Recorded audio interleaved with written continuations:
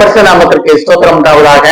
இன்றைய ஜீவவார்த்தை நிகழ்ச்சியை கேட்டுக்கொண்டிருக்கும் அனைவரையும் கர்த்தருடைய பரிசுத்த நாமத்தினால் வாழ்த்துகிறேன், ஆசீர்வதிக்கிறேன்.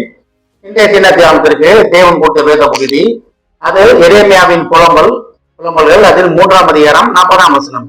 புலம்பல் 3:40. நாம் நம்முடைய வழிகளை சோதித்து ஆராய்ந்து கர்த்தரிடத்தில் திரும்ப கடவோம். தினம் இதை கேட்டுக்கொண்டு தேவ பிள்ளைகளே, கர்த்தரிடத்தில் திரும்புவதற்காக கர்த்தர் நம்மளை அழைத்துக் கொண்டிருக்கிறார். கர்த்தரிடத்தில் திரும்புவதுனா என்ன அர்த்தம்? நம்ம வழிகள், நம்ம இப்போதைக்கு செய்து கொண்டிருக்கும் காரியங்களை விட்டு அப்படியே நேரடியாக தேவனிடத்தில் திரும்புவது. போலீஸ் மிலிட்டரியில இருந்தவங்களுக்கு தெரியும், அப்போட்டன் நம்ம வழிகளை அப்படியே விட்டுட்டு தேவனுடைய வழிகளுக்கு திரும்புவது. அதனால்தான் இதில் சொல்லப்படுகிறது, நம்முடைய வழிகளை ஆராய்ந்து அறிந்து சோதித்து அறிந்து நம்ம வழிகள் தேவனுக்கு பிரியமாக இருக்கிறதா. ஒருவருடைய வழிகள் கர்த்தருக்கு பிரியமாக இருந்தால் அவன் சத்துருக்களும் அவனுடன் சமாதானம் ஆகும்படி கர்த்தர் செய்வார் அப்படின்றது நம்ம படிக்கிறோம். அப்ப நம்மளுடைய வழிகள் தேவனுக்கு பிரியமானதாக இருக்கிறதா.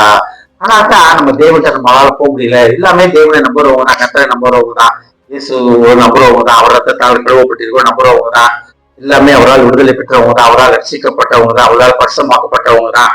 உண்மைதான், இதுல எந்த ஒரு மாறுபட்ட கருத்துமே கிடையாது. ஆனாலும் தேவன் விரும்பும் வழிகள் நம்மகிட்ட இருக்கிறதா? நேற்று என்ன பார்த்தது போல தேவன் விரும்பும் வழிகள் நம்ம இடத்தில் இருக்கிறதா?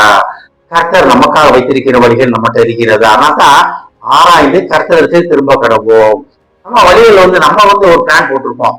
ஒரு வீடு கட்டணும்னா நீங்க ஒரு பிளான் போடுவீங்க, ஒரு ப்ளூ பிரிண்ட் போடுவீங்க, அதை அப்ரூவல் வாங்குவீங்க, எல்லாம் செஞ்சு அதுக்கப்புறம் தான் வீடு கட்ட ஆரம்பிப்பீங்க.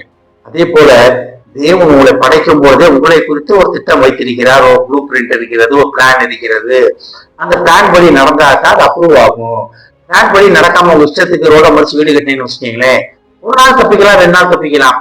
ஒரு நாள் திடீர்னு ஒரு நல்ல ஆபீசர் உட்காந்து அதை பார்த்தான்னு வச்சுக்கீங்களேன், அந்த வீடை இடி அப்படின்வான், இடிக்கப்பட்டு விடும். அதே போல நம்மளும் தான், நம்மளோட வாழ்க்கை எப்படிதான் இடிக்கப்பட்டு விடும். கர்த்தர் நமக்காக வைத்திருக்கிற பிளான் நம்மளை உருவாக்கும் பொழுதே, நம்ம பூமிகளை வரும் பொழுதே, தோன்றிய பொழுது தாய் கற்பத்தில் தோன்றின அடுத்த செகண்டிலே நம்மளை குறித்த திட்டங்கள், நம்மளை குறித்த தேவன் வைத்திருக்கும் காரியங்கள், ஒரு பிளான் உண்டு. அந்த பிளானின் படி நடப்பதற்காக கர்த்தர் நம்மளை அழைக்கிறார். ஆனாதான் நம்முடைய வழிகளை சோதித்து ஆராய்ந்து கர்த்தருக்கு திரும்ப கிடப்போம். இதை கேட்டுக்கொண்டு தேவ பிள்ளைகளே, நம்முடைய வழிகள் அல்ல, தேவன் நமக்கு வைத்திருக்கும் வழிகளை புரிந்து கொண்டு அவரிடத்தில் வருவோம். கர்த்தர் உங்களை கொண்டு மிகப்பெரிய அடையாள அற்புதங்கள் செய்வதற்காக ஆயத்தமா காத்து கொண்டு இருக்கிறார். நீங்க தேவனுக்காக யுத்தங்கள் செய்ய போகிறீங்க. நீங்க தேவனுக்காக அன்னையர் தேவனுடைய கொண்டு சேர்க்கும் ஒரு தளபதியாக, படை தலைவராக நிற்க போகிறீங்க. ஒரு பெரிய ஜன கூட்டத்தை நீங்க கர்த்தர் நேரத்தில் கொண்டு வர போறீங்க.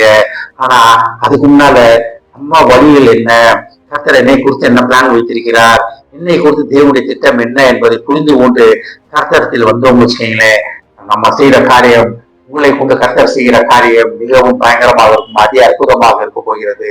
ஆமென். ஜெபிப்போம். எங்களை அதிகமான அன்பின் பரலோக பிதாவே, நாங்கள் எங்கள் வழிகளை ஆராய்ந்து அறிந்து உம்மிடத்தில் திரும்ப கடவோம் என்று பார்த்தோம். ஆண்டவரே, நீர் எங்கள் வழிகளை விட்டுவிட்டு நீர் எங்களுக்கு வைத்திருக்கும் வழிகளை திரும்புவதற்காக நீர் எங்களை அழைப்பதற்காக நன்றி ஆண்டவரே.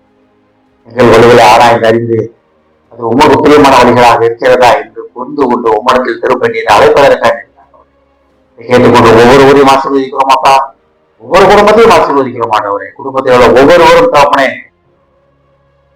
ஒவ்வொருவரை குறித்தும் நீர் வைத்திருக்கிற திட்டத்தை, நீர் வைத்திருக்கிற அவர்கள் வைத்திருக்கிற மேன்மையான காரியங்களை உணர்ந்து அதை பெற்றுக்கொள்ள உம்மிடத்தை திரும்பி வர நீர் அழைக்கிறீர்கள் ஆண்டவரே. அந்த அழைப்பின் சத்தத்தை அவர்கள் உணர்ந்து உமக்காக எழுப்பி பிரகாசிக்க போவதற்காக நன்றி ஆண்டவரே.